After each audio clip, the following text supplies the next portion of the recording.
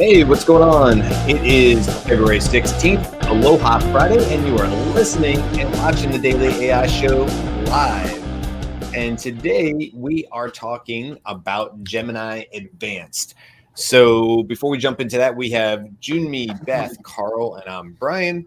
And the goal of today's show is really just to kind of set the stage, do a little bit of an overview of what Gemini Advanced is, which we'll get into in a second, and then to give you sort of our honest review as it applies right now. Now, over time, there's more options for us to go in and use it in different ways. And then, you'll see a YouTube video, you'll see something within the AI exchange. You'll be like, oh, I hadn't thought about that use case. And then you go to find out that maybe it's phenomenal in that use case or not. So that's still happening because this is something that was only really released within the last, 2 weeks.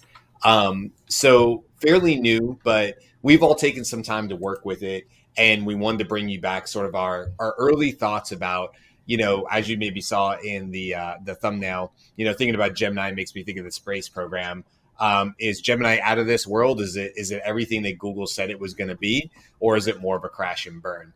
So let's set the stage really quick. I'll just do a very quick overview. So Gemini and what Google is doing, it's their LLM. It was called Bard. They've sunsetted the name Bard, and now it's Gemini.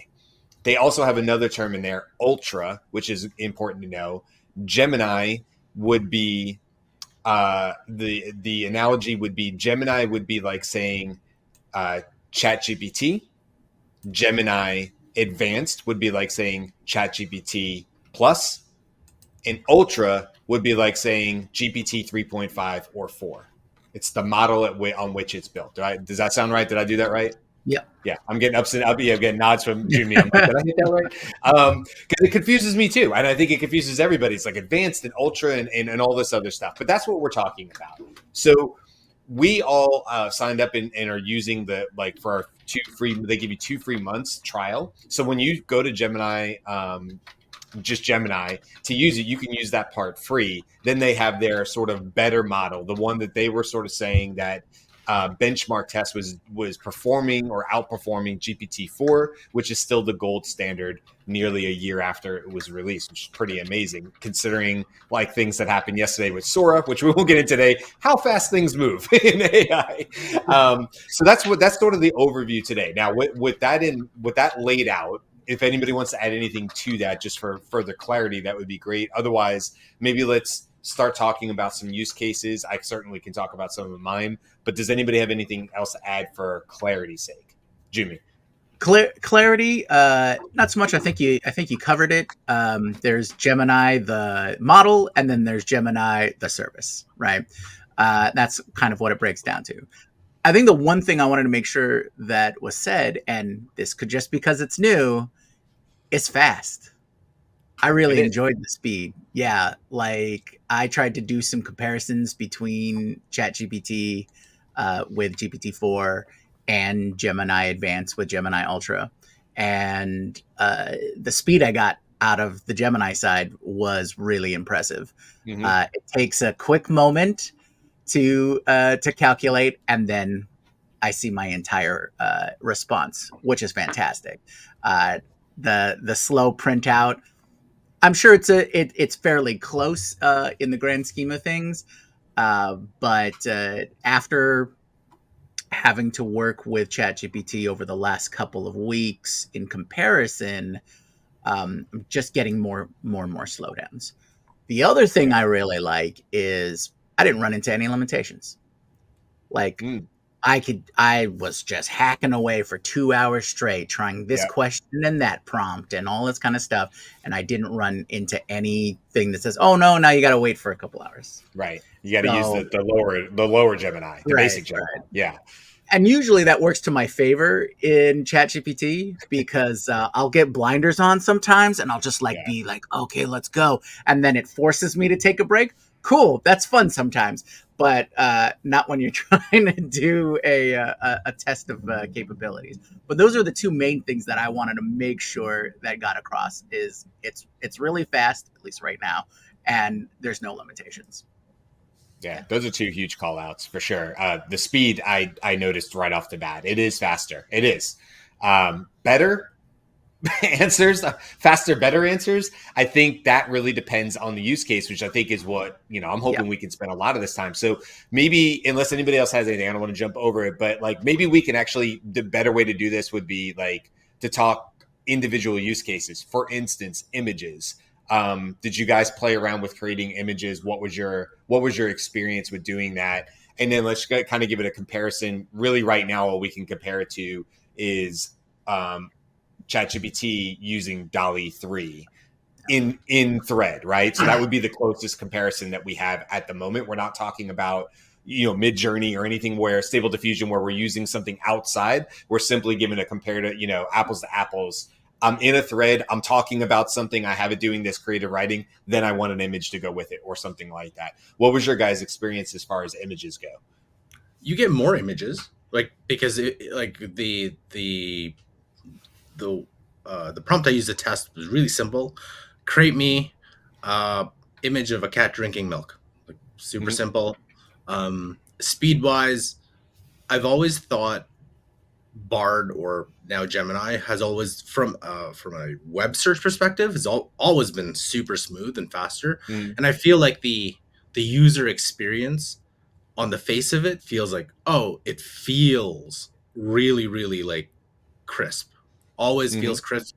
And I don't know if that's the style thing where OpenAI has always been about, line by line writing it out versus it just shows up. So I think that's more of a style thing.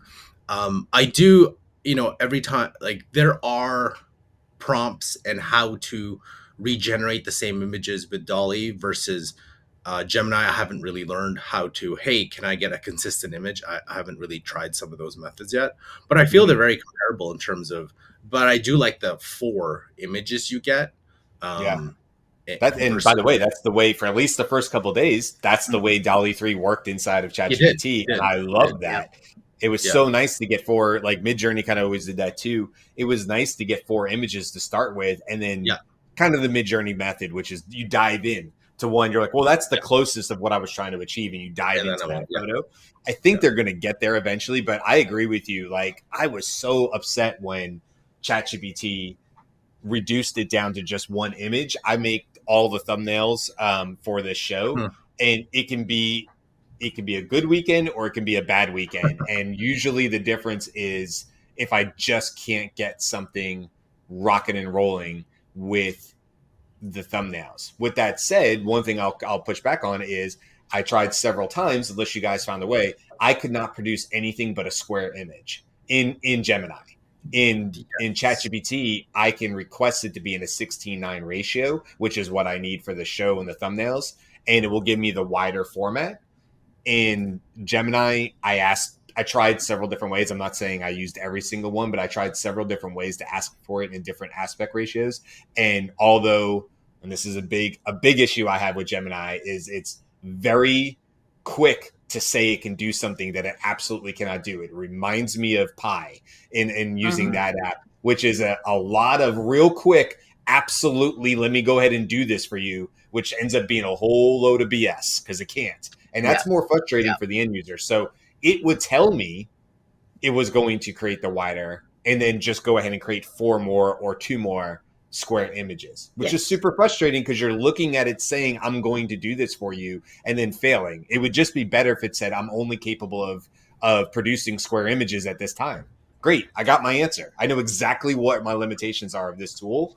It's way more frustrating to have it try to tell you it's doing it when you can clearly see that it wasn't. That's not the only use case. That's just images.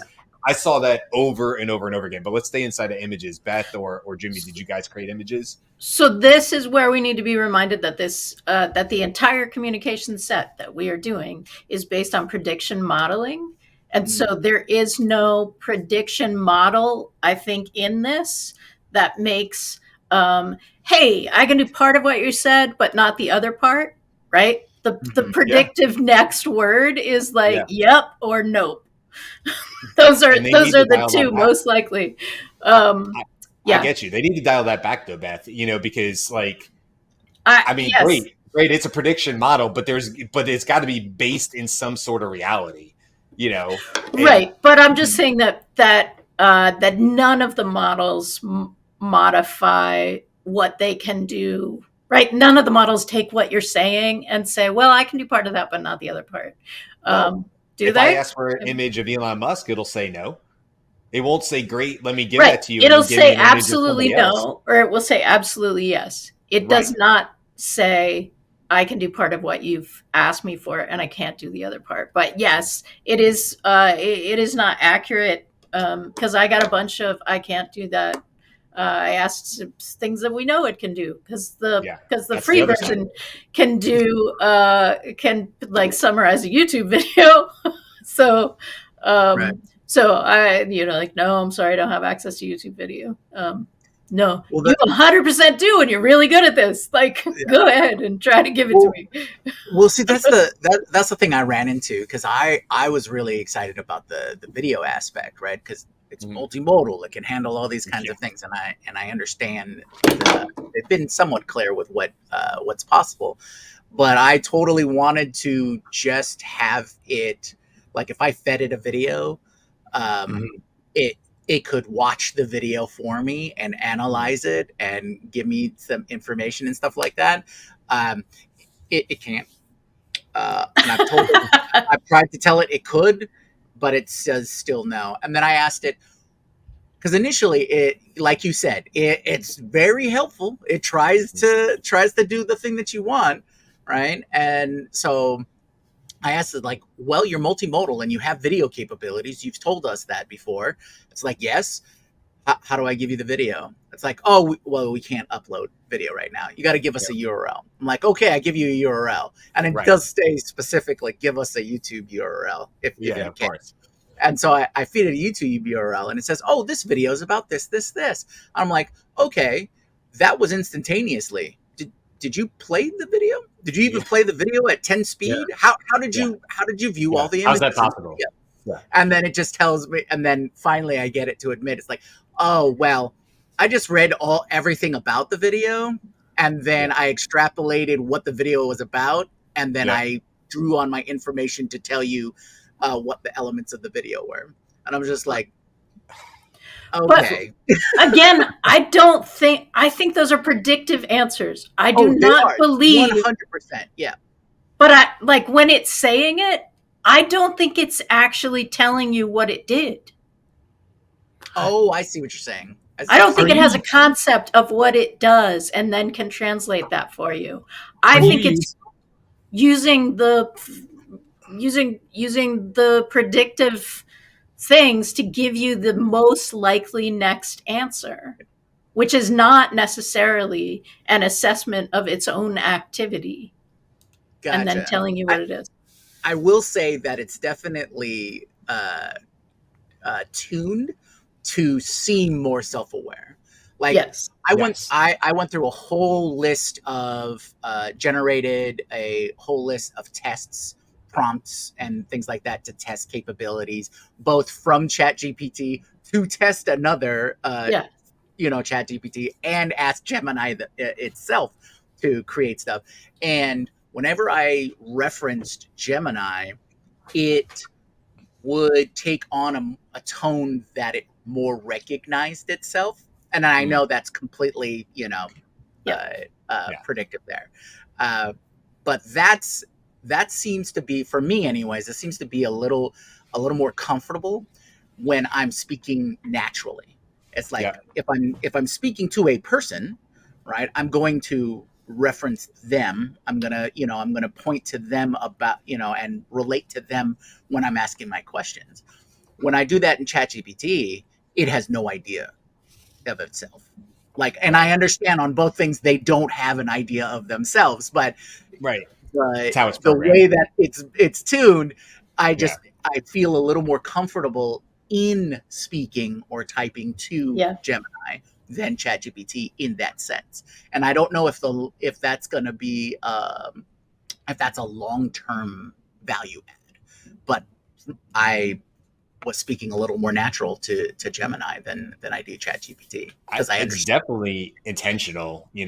Gemini's your buddy, Gemini's your pal. It's your intern sitting next to you. You're just having a conversation. It's super easy. Like, come on, they want, low hanging fruit, low barrier of entry for people who aren't using this. And that was if you remember, that was our initial reaction to Pi, which was like, wow, that's really conversational. And just if you had the voice on, the way it would talk back to you, be like, wow, I really feel like I'm speaking sort of with somebody else as opposed to an LLM or whatever. And, look, on the prompts, we can get into images again, but they also have the microphone, which enables us to just naturally speak in what we're looking to accomplish, which is a great way to do it. And then you get a more natural answer. So I agree with you, Jyunmi. Like, I don't know, what would the word for it be? It's more pleasant to have a long-term conversation with Gemini than ChatGPT, in my opinion. Like, I enjoyed it more. I'm not talking about quality of answer. I'm just saying I enjoyed the conversational aspect of it more. The only way that I know that like, for me, I've changed my custom instructions to that to feel for that kind of level, because I do a lot of walks with talks on the mobile. I do think, like, yeah, like when you're talking to it, it's like, I feel if Gemini came out before GPT-4, if it did, then we would have this whole thing would be a completely reverse conversation. Like, I just feel like if because we've already kind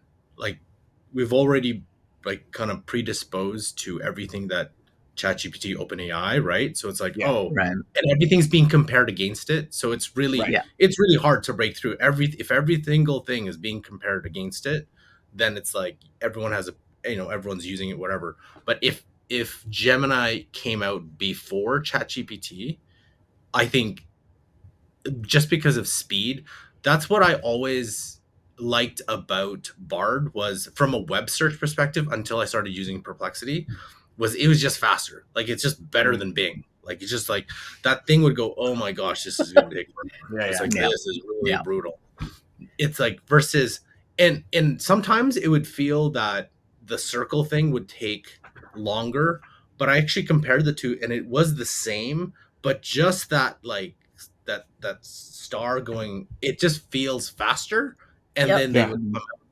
And at the end, I saw, it's like, oh, they both displayed kind of around the same time, maybe like half a second off, but it felt Bard was faster just because of the design, like the UI, like, oh, it feels like that, right? So it's an I was just thinking about it. It's like, oh, if any of this was released before, but it's really, really hard to displace, like, when everything's being compared to GPT-4, which you have to think, it's how many months has it been since GPT-4 has come out?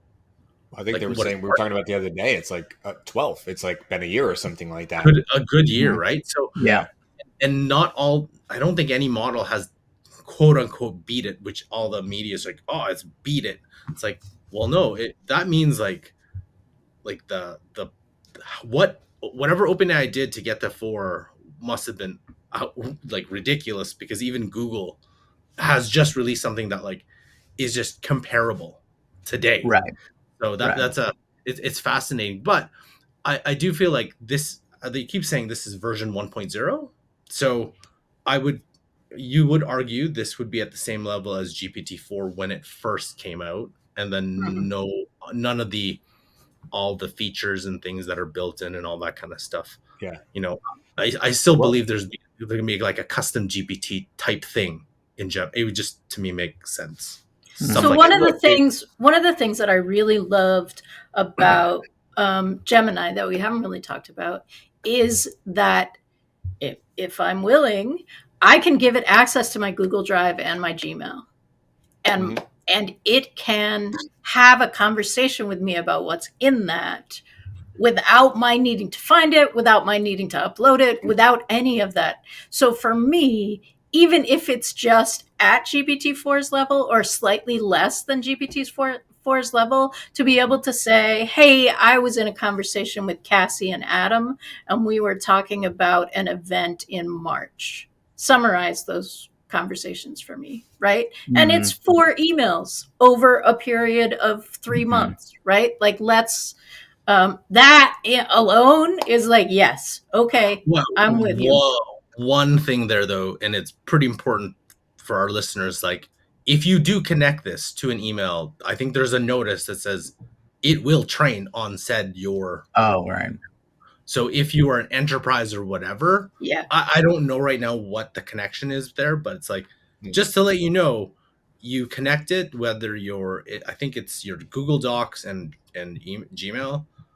If you're concerned about privacy, not that we're like, well, Google probably has this stuff, but like, I think there was a Google note. totally has this stuff. Oh yeah, right? Like, yeah. It's just like, definitely Google is reading my definitely- emails and giving me ads based on what the email is showing them. but it was very. Oh, well, it was that's very, the whole predictive. That has typing been too, established that they long introduced. ago. But Yeah. like, I think Yes, it's like it is an important thing for enterprise. Absolutely. especially for Drive, right? It's like if you connect your Drive, yeah. it's like yeah. whatever And you have in look- Drive. And by the way, I again with the of course I can absolutely do this type stuff. One of the first things I did, it said, well, that's going to be a longer answer.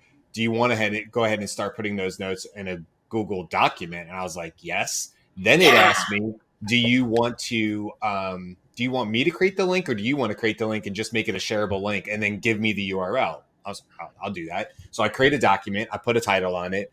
I tell it specifically the title, whatever. It says, great, thanks. And very much the way, I know I keep referencing Pi, but it was very similar to it from months ago. We had a funny story about this when my wife and I. Pi was just insistent that it was going to put together some amazing portfolio for me. And my wife and I was, there's no chance this is going to work. Well, very similar with Gemini, where it was like, just stand by. And it even went as far as to say, in the next few minutes, you'll start to see my outline on the document. It was like, thank you for the URL. There was never once anything that suggested it could not accomplish the task. The thing is, I think this is definitely coming, and it has not quote unquote rolled out yet. But damn it, man, if it can't do it, it should say that's in a future release or whatever. Like, it is, again, going back to my point about it's extremely frustrating as an end user. And what I worry about is, okay, we're all testing it. We all do AI stuff all the time. That's us. We're always willing to say, it is as good as it's good today or whatever. But what about the thousands, 100,000s, and eventually millions of people who are just stepping into Gemini and it may be advanced, maybe they took the 2-month advance, and they're getting this type of experience? I think this absolutely turns people off from using AI in areas where maybe it could be really helpful for them, because they're not going to have the whole knowledge of knowing that, well, in some cases it does this or whatever. They just want it to work. The end result is, I just need this to work. And it's just a real letdown from their perspective if I don't really have all this background knowledge of AI and it says it's going to create the document and it straight up doesn't do it. That just becomes a huge waste of my time as an end user. And I got to be honest, it's going to be a hard press for me to come back to it just to see if it can get it done 3 or 4 months from now. I'm probably just not.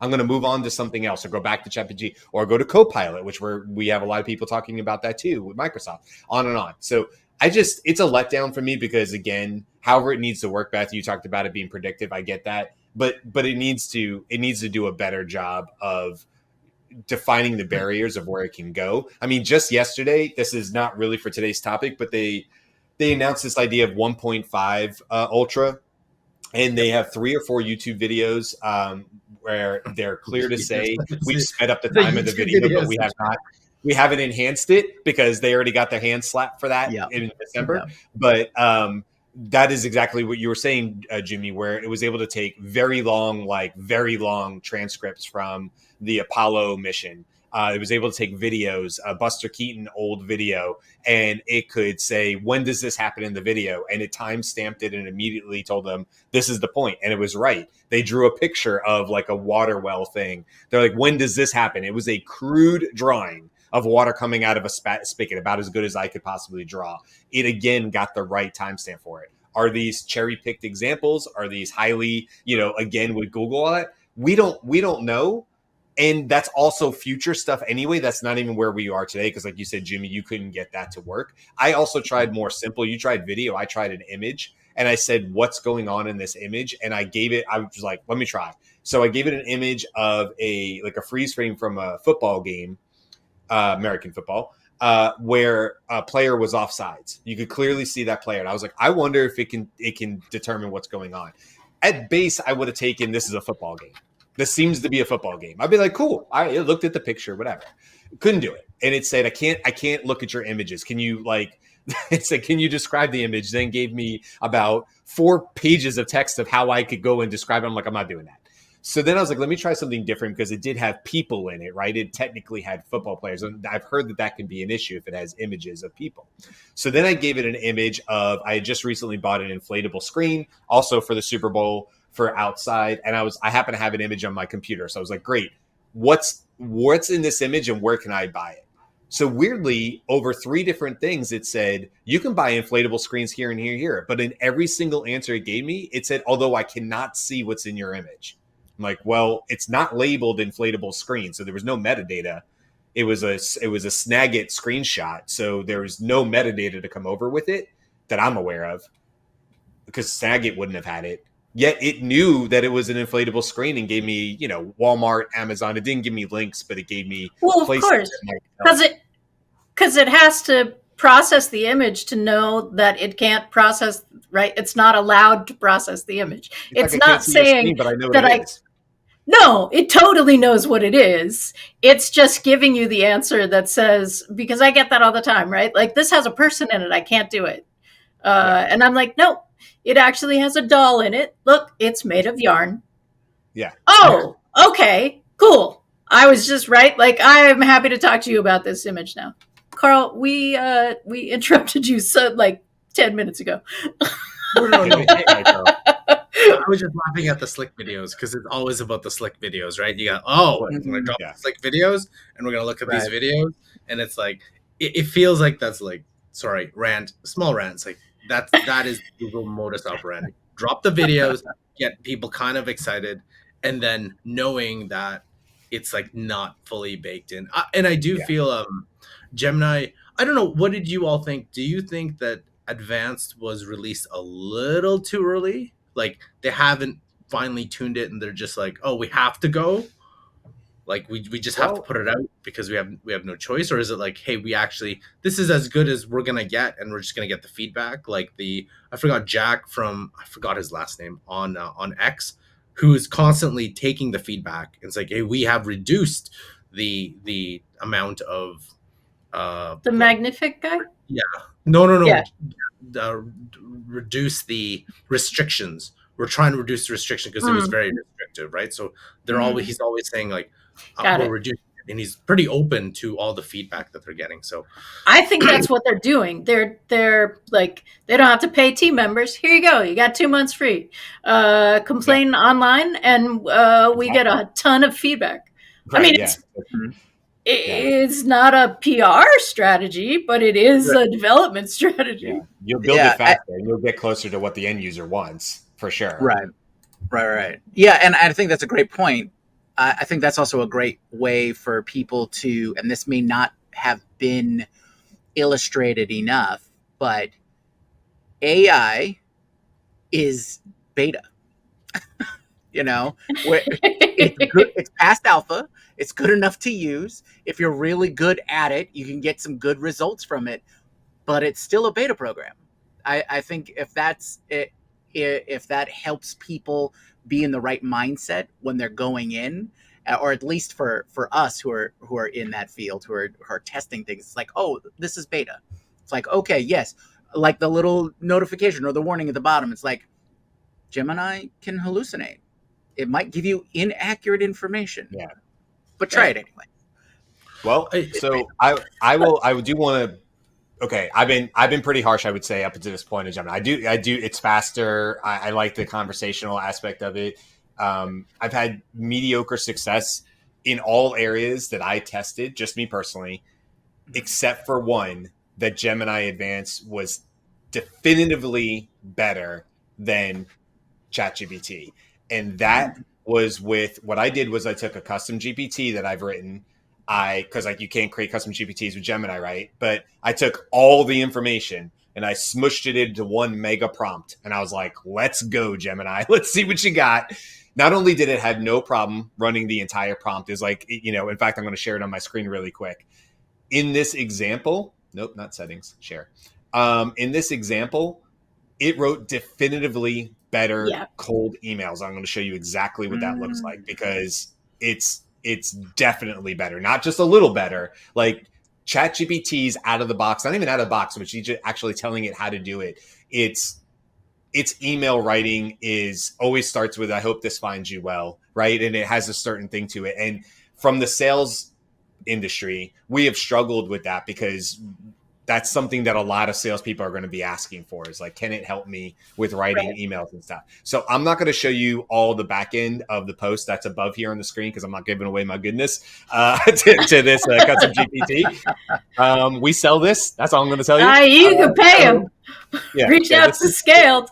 This is stuff we sell. So I'm not giving away the goodies there as for the thing, but you can see here, look, what it's doing is this really quick. I give it as something as easy as a website. Now, this is if I want to create cold email outreach from Loom, okay? From loom.com. That's the example I gave it. So it's like, great choice. And then what it's doing is it's going to go through a whole bunch of tasks. And now it's like, let's identify Loom's target customers and offerings. I'm not going to read all this. Then it does a great job. This is in the instructions, but I will tell you, ChatGPT fails at this quite often, is following up on what I tell it to do for the next steps. A very easy type OK to proceed to task 2. It just told me what the summary was. It told me what's going to come up next. It's holding my hand as the end user. That's all baked into the instructions, by the way. ChatGPT often ignores it and drives me nuts, but Gemini did not. We went into task 2, which is identifying job titles for Loom target buyers. So it came up with sales development representatives. And then another one that it used was customer support managers or representatives. I'm not sure. It used 2 of them. Then what we're trying to do is we're pinpointing industries that Loom targets customers. So we get into like industry and sub-industry. This is really important for creating highly personalized custom emails, because what we always try to train people on is, hey, you don't need to go faster with AI. You just need to get more highly personalized at scale. And that's where you see the success. So then we're analyzing trends for those specific personas and the value props from Loom that would be associated with them. And then what ultimately we want to do is it gave us 2 examples. And then what we have to do is create basically some jargon.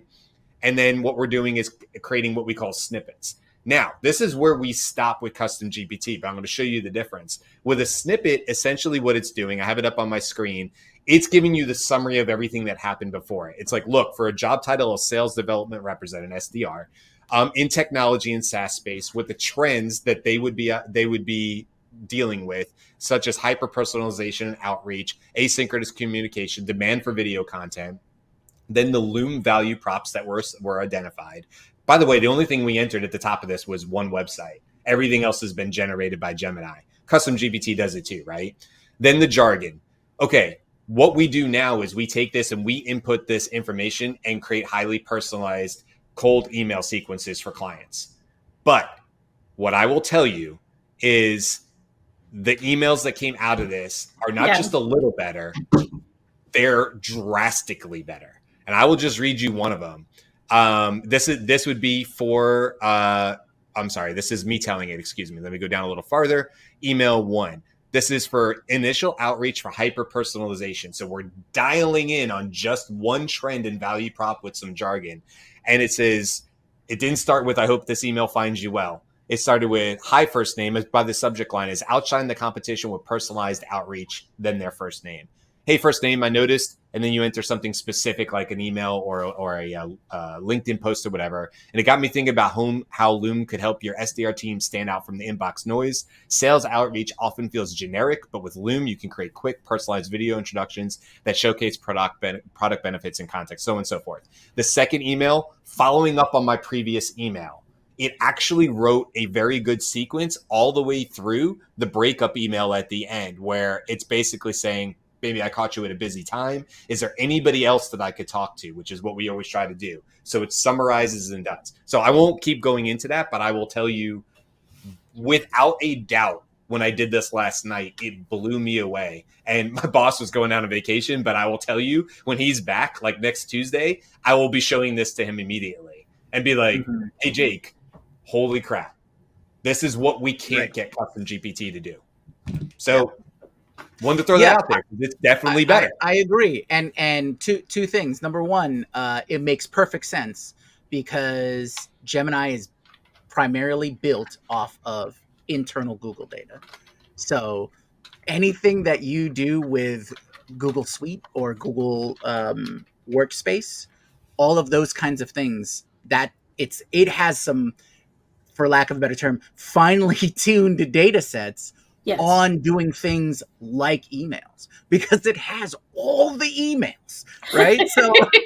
So anything you think Google is really good at or offers as a service, that's going to translate over. So you're going to get better emails. You're probably going to get better letters and documents. You're probably going to get better spreadsheets and things like that, because that's what's all been available from Google.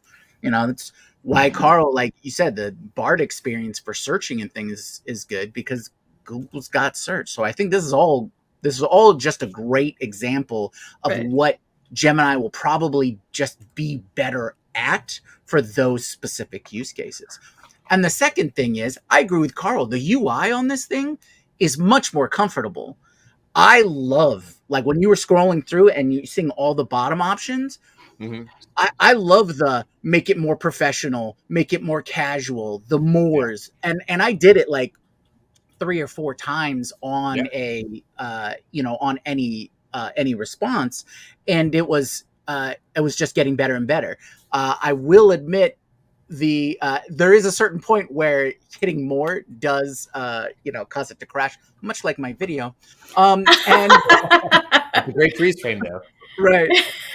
But one of the things that I liked was you can see 3 different drafts Yes. all Yes. at once. Good call out. Top. It doesn't just write one.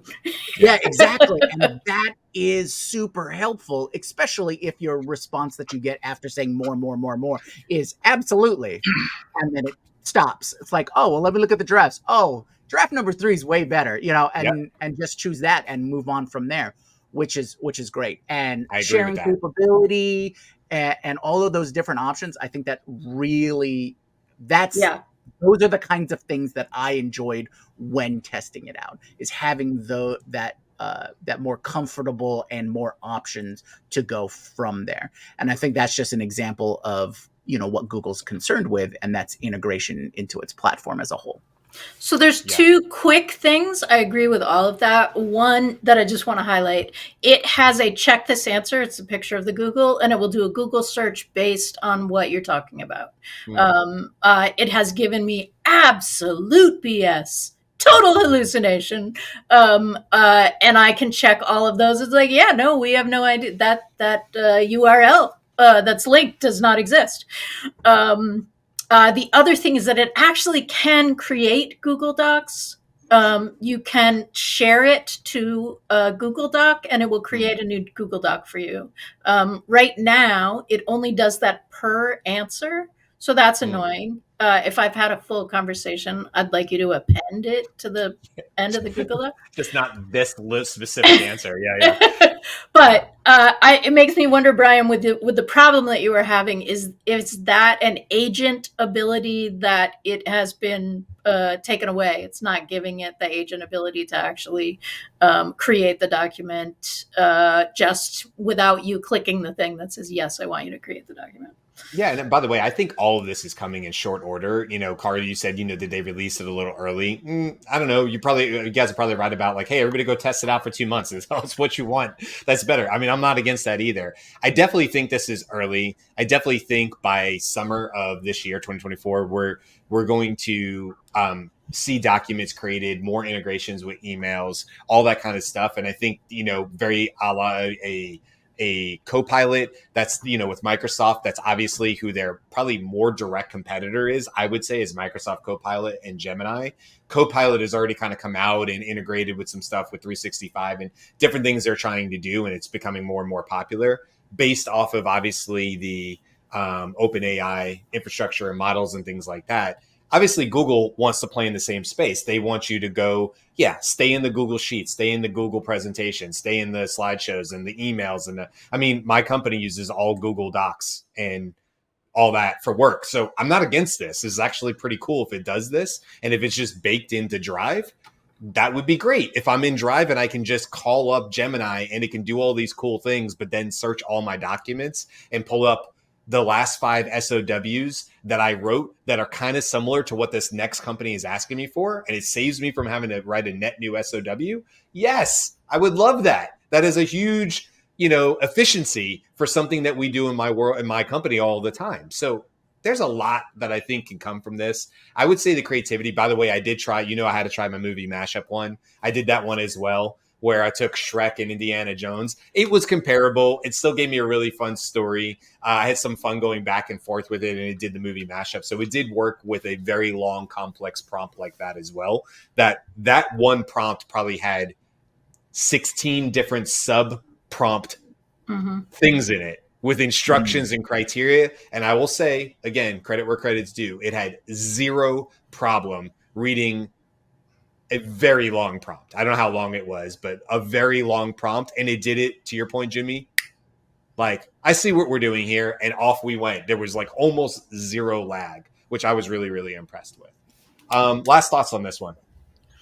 I use it to write. Yeah. Creativity, for sure. Yeah. Yeah. I think it is better on the creativity side. Karl? Even though I will, hang out with it for the 2 months, it's free. I don't see enough for me to pay the extra $20 to. Oh, I agree with that. Right. It just was like, Yeah. I built a whole bunch of stuff. I'm not going to pay an extra $20. And like, I still feel perplexity from a search perspective is better. Yeah. And I'm like, I can't, and I still don't trust Google that there's not going to be ads on here sometime in some form or some weird thing. I was like, that's coming in some weird way. So no, I'm not right in the middle of your right in the middle. It's like in line. Yeah. No, just a quick thing about the money. If you're already paying for the 2 terabyte Drive plan, then it's only $10 a month more because that's included. Yeah, I think personally, I think they should have just made it a loss leader and tried to grab as much more attention from ChatGPT and OpenAI. But I get why they did it. But yeah, I agree with Karl. Yeah. No user limits, right? I mean, that's their I mean, look, we know how expensive it is to run these things. So if there's no limits and we can use it straight on for 6 hours for $20, if that's the kind of stuff you're doing, if you're in creativity, if you're in marketing, this might be the tool for you. I'm not going to lie. You can write very complex prompts. You can do the exact same thing as custom GPTs. It's just not as polished, but clearly I was able to do it. I mean, if you have the means and the ability, anyway, we'll leave it there. What's more to come on this, because this certainly won't be the last time we talk about Gemini. Obviously, they're only building from here. But yeah, I guess I would end where Karl is, which is at the end of my 2-month free trial, I do not see me paying $20 a month. I don't think it has enough distinct value for me outside of OpenAI. Yeah. If I have $20 or $25, it's going to go to OpenAI still. And then we'll see how the next couple of months. But I always say I don't have any allegiance to anybody. So if they end up becoming the better product, I have no problem pulling my money from one to the other just because I used one product for the last year and a half. I don't care. So whatever makes my life easier. So, right. All right, that's it. We'll see you guys next week. Have a safe holiday if you're here in the States, and we'll be back on Monday though. We'll have a whole bunch more shows. So until then, see you guys. Aloha.